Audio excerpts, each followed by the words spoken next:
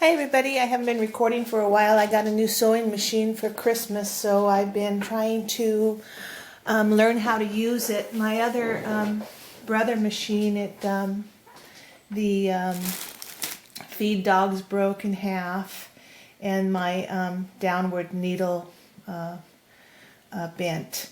I knew it was on its last leg. It lasted me 5 years, so I can't complain. Anyway, yesterday my husband and I were over at Hobby Lobby, and I've never seen these before. They're by Sewology. They're $2.49, and you get 2 little rhinestone buckles in the container, but they're so tiny. Can you see that right there? Isn't that cute? And they were half price, so I paid what, $1.25, something like that. But anyway, you can just make a simple blouse and add the rhinestones. You know, make your spaghetti sleeves is wider than the ones I made on this blouse because I didn't, but this would look beautiful on an evening gown. It's a way to bling up anything that you want to make for your dolls, and I thought, well, how cute is that for such a low price? Anyway, here's my new machine. It's a brother. It's called the Enthusiast. I got it at Walmart. It was $149, and I kind of thought that it was a mistake. It was mistakenly priced at Walmart because when I took it up to the register, it rang up $359. And then my husband says, well, they have a sale sign, and the sale was pre-printed SE 400s, $149. So the manager went back there and they gave it to me for that price. And I thought it was a mistake, but I kept going back and back, and it was the same price for like 3 weeks. So all I can assume is that they probably had a overstock and they were selling them very cheap. But I looked on Amazon the other night, and the cheapest one I saw was $270. So they're up there. Anyway, I've been working on these. I've been getting a lot of emails from people who can't find the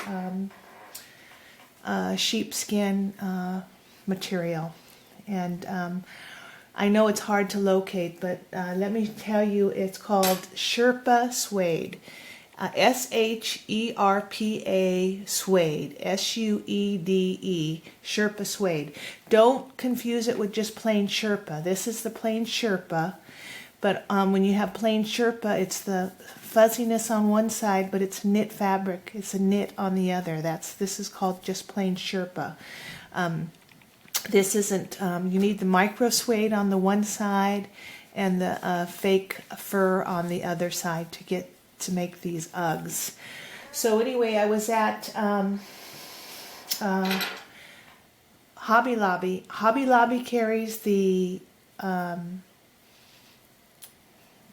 leopard Sherpa Suede, and it is 30 inches long, and you get you can buy as much as you want, but it's only 30 inches long. But this is what it looks like. So you can find this at Hobby Lobby. Hobby Lobby also carries the pink and the tan. Here's the pink Sherpa Suede. This fur it's called 5mm fur, and if you go on to www.fabrics.com and you look up and you type in Suede Sherpa, you'll see these come up. They have black with black fur. They have a black with a, I think it's a beige fur. They have the camel brown, the dark camel, and I think that, and the tan, and the pink. So, but there's $17.99 a yard, and it's about the same stuff that you can get at Hobby Lobby. One thing I want to warn you about at Hobby Lobby is this stuff is made in China, and I didn't notice it till I got this home, but I kept feeling something really stiff in here, and then I opened it up, and when they made this fabric, they actually printed, there was a label that must have got in the machine, because they have a label all through one side of this fabric. So I could take it back. But anyway, this was 30 inches wide, and it's $12.99 a yard at Hobby Lobby. So that's where you can get the tan, the pink, and the leopard. As far as the Zebra. The only place I found that was at Walmart, and that is not the same. It's a different kind of fur on the inside of the zebra, but it was same thing, $12.97 a yard. But that's the only place I was able to find the zebra. Now, as far as Joann's goes, if you go to Joann's, you're going to get a better quality. This seems to be a better quality suede. I think so anyway, but you're going to have to go to where the fur is, where the fur section is, and this is folded in half, so when you look at it, all you're going to see is either the dark camel brown or this tan brown, and you're not going to see the inside until you actually take the bolt out of between where the fur is. But people, I've gotten so many emails saying they just can't find this at Joann's, I guess because they're asking for sheepskin and nobody knows what they're talking about. But if you look in the furs and you just look for this tan color or the dark camel, you'll find it. At Joann's you get 60 inches and it's $24.99 a yard. And that's where you're going to be able to find that. Anyway, I came up with a, I don't know if you can see that on the, I came up with, I call it high sheepskin boots. So what I did is I took the same pattern and I made this big to fit the American Girl.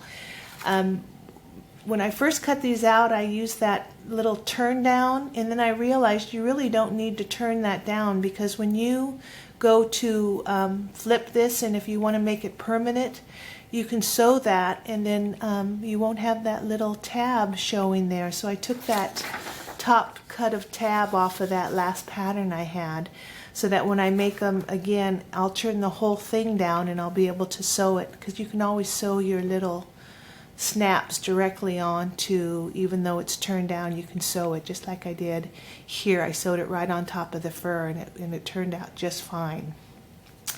But anyway, here's what the let me see if let me tie her neck here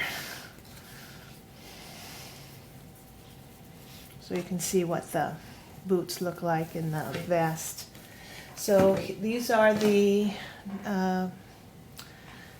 first leopard Uggs I made up, and I made them with where I turned it down on the top and actually sewed them. So what I did is I just put 2 snaps here on the side. There's one, and these are going to be a little big on the Journey Girls because I made these for the American Girl. So the pattern that you see is for the American Girl. But anyway, they fit the Journey Girls just fine also. And that's what the leopard looks like with the turn down. So like I said, you can keep that, don't cut that little tab out at the top, leave it, and it'll be even fur all the way around. Let me see where her vest went to.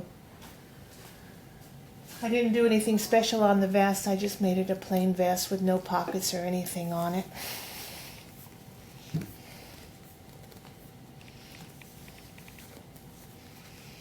And that is, let me see what you see in the, and that is her vest right there in the leopard. And then the leopard boots. I hope you saw that in the video. Okay, well the good news is I have figured out a way how to put buttonholes in these vests if you want to actually put buttonholes in. Since this new machine that I have is partially an embroidery machine and partially a sewing machine, I bought a whole bunch of this. I was at a thrift store and I bought a whole bunch, yards and yards of this. It's called tearaway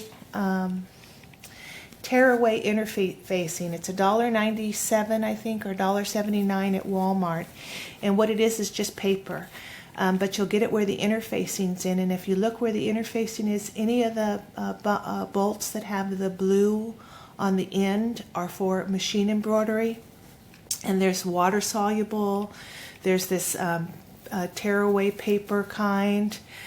They have different weights for heavier embroidery, and you know, there's just so many things that they have available. But anyway, this is the tearaway embroidery. So what I did is I took my sheepskin and I put my piece of tearaway embroidery on the bottom, and then I was able to put it like this on the machine and actually sew in the buttonhole. And I was able to just tear it away and make a buttonhole. So that vest that I couldn't figure out how to put buttonholes in, I can now put buttonholes in this vest. So I've been looking for different types of buttons, and I just can't find anything that I like. So I was at a store called, well, this is the one I got at, I'll show you the ones I got at Hobby Lobby yesterday. These you can get anywhere. These were Hobby Lobbies. They were $1.99, but they're all, they're the closest to those bone buttons I could get that have that bone-looking beigey color to them. So anyway, I opened them up and I got, I tried to see what would look best on. I bought 2 packages because I figured I'm going to make a pair of boots, but this time I'm going to extend this piece right out here, and I'm going to put buttonholes, maybe 1, 2, 3 buttonholes in the side to see if I can use buttons instead of using the snaps, because I'm not really fond of having to put all those snaps on those boots. So if I can use these buttons, I think that would be really cute. So anyway, I was trying to figure out what, I knew I was probably going to need more than 1 pack, so I got a couple packages. But they got some really cute designs. Some of them don't look very good on the boots, but some of them look really cute. Let me see if I can see another one that looks nice. Then they even have these pearl ones that might be a little different on the boots. But that's a real pretty one. But anyway, I'm just going to, and then they've got these ones would look really nice. These are just a little bone-colored flower. So I went to another store. It's called the FM store. It's only in, it's a family-owned store. It's only in, oops, I just lost my stylist. It's a family-owned store that carries a whole bunch of fabrics, but up at the counter they had these bags of buttons for $2 each, and I saw how small they are, and I thought, well, this will be perfect for all these little shoes if I actually make them with buttons in there. But anyway, I found these little brown ones in there, and I thought, well, that would be real pretty too on, you can't really see it. There you go. I thought that would look nice on a pair of boots too. They also have the a nice brown too that would look good. Like this would be something that would actually fit on something like a pair of, especially if you get that darker brown, that would be real pretty on there. Anyway, okay, well, I'm babbling, but anyway, so I'm going to, I don't want to put those, I don't want to mix those together. I'm going to show you how to do these buttonholes, and they're so simple on this fabric, on this tearaway paper. So let me get rid of these buttons. Okay, so we're going to do it the same way you would put any button if you got this kind of buttonhole maker. So take the button you're going to use. I'm just going to do a sample because I'm going to just show you for example. I'm not going to use these buttons for anything. Okay, so bring your machine up. Let me see if you can see what I see. Okay, so take off your regular foot, put on your buttonholer. I'm using a, I couldn't find my leather needles. They're in here, this mess somewhere. So what I did is I'm using a jean needle, which is just pretty much as strong as the other. So I've already used this piece of fabric, so I'm going to go ahead and use this one. So what you're going to do is, because you can't, my feed dogs won't catch this. It keeps sliding around when you're trying to make a buttonhole. So what you want to do is you want to take your tearaway paper and line it up to wherever you're going to put your buttonhole. Let's just say we're going to put our buttonhole here. Okay, so we're just going to mark it with chalk or whatever you're going to mark it with and put your buttonhole there. So line this up like it was your regular vest. Put your buttonhole where you want to put it, and then Press your foot down. Pull down your buttonhole maker. Make sure it gets inside that. Did you see how that went from green to red? Because what it's telling me is I've pulled this down, so I have to pick a buttonhole design. So I'm going to pick just a regular buttonhole.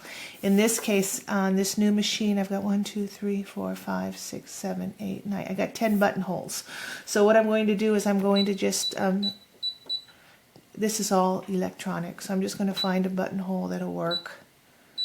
You know, it doesn't matter, it's just for practice anyway, so let's just pick this one. Okay, so once you've picked your buttonhole, everything's ready to go, your light will turn green on there, so all you have to do is push your green button. And it says disconnect foot controller. What did I do wrong? Oh, okay. Just press this, okay, because I pressed the button instead of the foot controller. Sorry, let me put this on my foot. Okay, so here we go.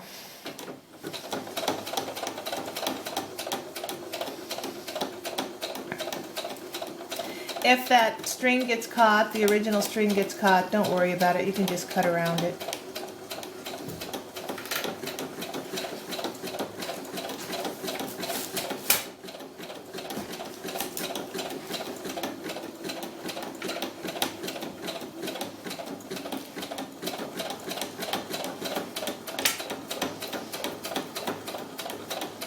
It's going to stop automatically when the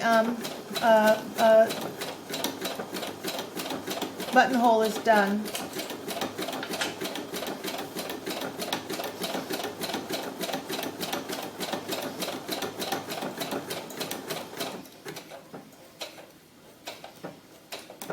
Okay, so I got a up and down button now. I've also got a cut button. Okay, so now you can lift it up, take it off, and there's your buttonhole. Let me see how close you are. Okay, there's your buttonhole. So I was able to do it, and some of that thread got caught, so you can just cut it out.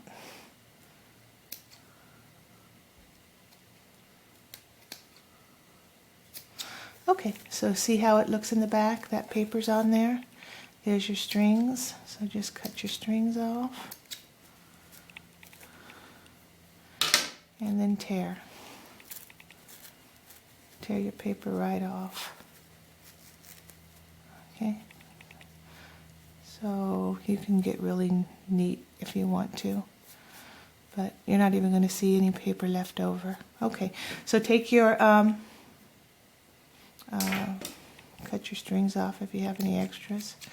Take your seam ripper, go in like you would a regular buttonhole, in, out, push, and then cut. So I think that would be really cute to have those little buttonholes up the side on the pair of Uggs. So I'm going to give them a try. So like I said, I'm going to have to extend the one side out on that one. But I think it'd make really cute boots. And you don't have to worry about the paper. It's still in there, but it's going to be held down with the thread anyway. So, and it's so light that the white paper, you can't even see it in the fur anyway, so no problems. So there you go, that's how you can do it. So I'm going to put some buttonholes in that vest, and that vest will now be a button-down vest instead of just a closed vest. Okay, so that's it. I'm going to show you how this machine works for embroidery, but I'm going to do it on another video. Anyway, okay, so that solves that problem. And so if you want the American Girl Uggs or the high, I just called them high sheepskin Uggs, just send me an email. I only did one, so you're going to have to use the pattern and then turn it over to get the other side. Same with this shoe. It's not very neat, but I only did one shoe, so you'll have to turn this over. So cut two, one turn over, and you'll have a set of shoes for the high sheepskin boots. If you want to do what I'm going to try and do, take this pattern and extend it out like that, and then put in your put in 2 or 3 buttonholes up here. Even 2 will probably work. And then turn this under down here to get your, once you sew these together, then you can turn the whole top